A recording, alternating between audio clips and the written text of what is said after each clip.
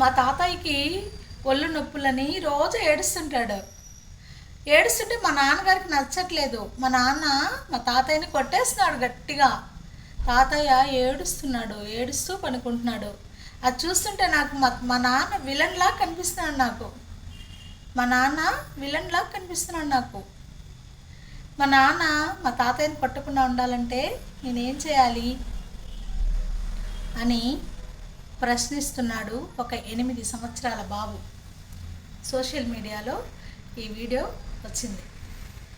అది విన్నప్పుడు నా మనసు చాలా బాధగా అనిపించింది. ఎందుకంటే చాలా కుటుంబాల్లో, అందరూ అని నేను చెప్పను కానీ, తల్లిదండ్రులు దైవం సమానంగా చూసుకునే పిల్లలు చాలామంది ఉన్నాము. అది వేరే విషయము. కానీ తల్లిదండ్రుల్ని ఒక బరువుగా, భారంగా భావించే పిల్లలు ఒక్క విషయం ఆలోచించండి.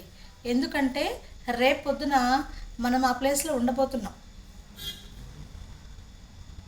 చాలా పెయిన్గా ఉంది నాకు ఈ విషయంగా చెప్పాలని ఉంది. ఎందుకంటే సోషల్ మీడియా ఉండేది మంచి విషయాలు లేదా చెడ్డ విషయాలు తెలుసుకోవాలి కదా.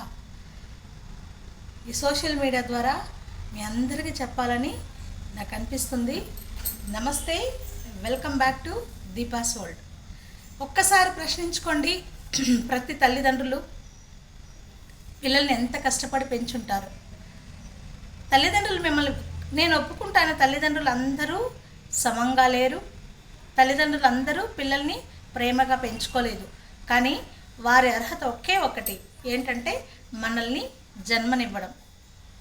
మంచి జీవితమో చెడు జీవితమో, రిచ్చో పూరో, ఏదో ఒక జీవితం మనం అనుభవిస్తున్నామంటే దానికి కారణం మన తల్లిదండ్రులే కదా. కొంతమంది ఆస్తి సమంగా పంచలేదనో, ఆస్తులు సంపాదించలేదనో, లేదా ఒకరికి ఎక్కువ తక్కువగా ఇచ్చేసి ఉంటారు, లేదా ఒకరి మీద ప్రేమే ఉంటుంది, ఇంకొకరి మీద ప్రేమ ఉండదు. కానీ ఒక్క విషయం మర్చిపోకండి, మీకు తల్లిదండ్రులను చూసే అదృష్టం మీకు వచ్చిందంటేనే మీరు చాలా అదృష్టవంతులని అర్థం చేసుకోండి. ఆ క్షణం, ఆ రోజు మీకు బాధగా అనిపించుండొచ్చు. ఎందుకంటే వాళ్ళు చాలా విసిగిస్తారు కదా. వయసు అయిపోతే వాళ్ళకి మతి సరిగా ఉండకపోవచ్చు, మనస్తత్వం చిన్నపిల్లలు అయిపోయి ఉండొచ్చు. కానీ మీరు బాధపడకండి, అదృష్టంగా భావించండి తల్లిదండ్రులను చూసుకోవడం.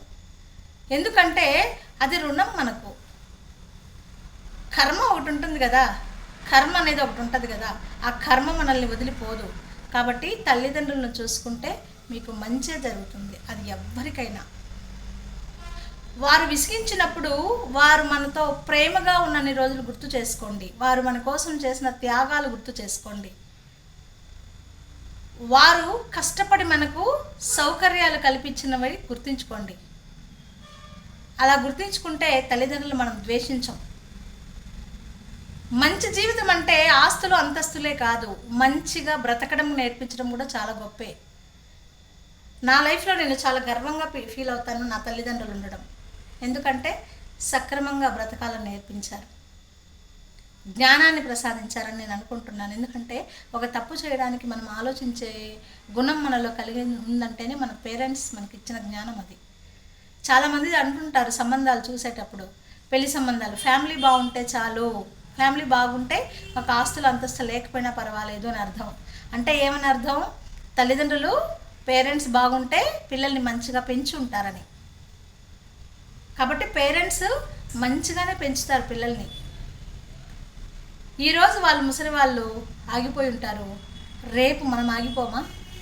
ఇలాగే ఉంటామా? కాస్త ప్రేమగా చూడండి. వాళ్ళు ఎంత కాంప్లికేటెడ్ అయినా కూడా కొంచెం ప్రేమ ఇవ్వండి.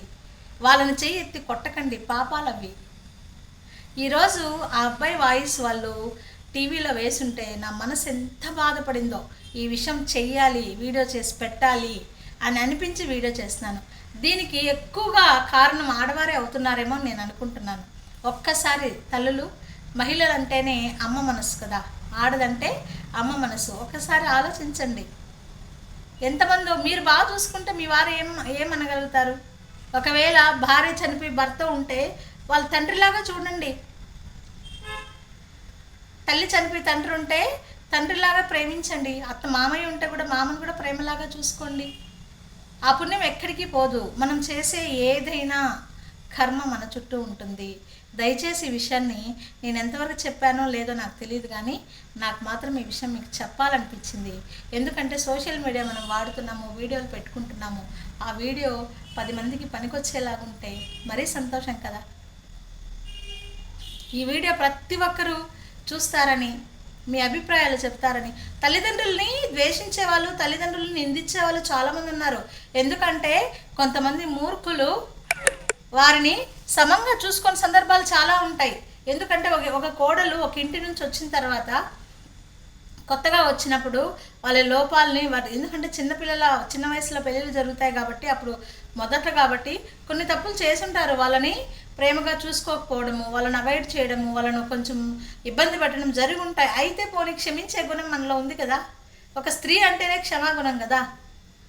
వాళ్ళు నిస్సహాయ స్థితిలో మంచం మీద పడి ఉండే వాళ్ళని మనం కొడితే వాళ్ళు లేచి మనల్ని కొట్టగలరా? ఎంత దారుణంగా ఉంటుంది అది. ఎందుకు మనలో ఉండే ఆ శాడిజం మనకెందుకు? ఈ వీడియో నాకు చేయాలని చాలాగా అనిపించింది. ఆ అబ్బాయి వాళ్ళు సుమన్ టీవీలో అది పెట్టుంటే ఆ ప్రోగ్రాం నాకు చాలా పెయిన్ అనిపించింది.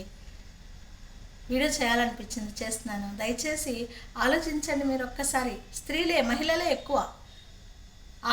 అందులో వాళ్ళ నాన్న కొడుతున్నాడంటే వాళ్ళ తాతయ్యని, మా తాతయ్యని మా నాన్న కొడుతుంటే నాకు మా నాన్న విలన్ లాగా కనిపిస్తున్నాడు. మరి పిల్లలకి మనం ఏమిస్తాం, ఏం నేర్పిస్తాం?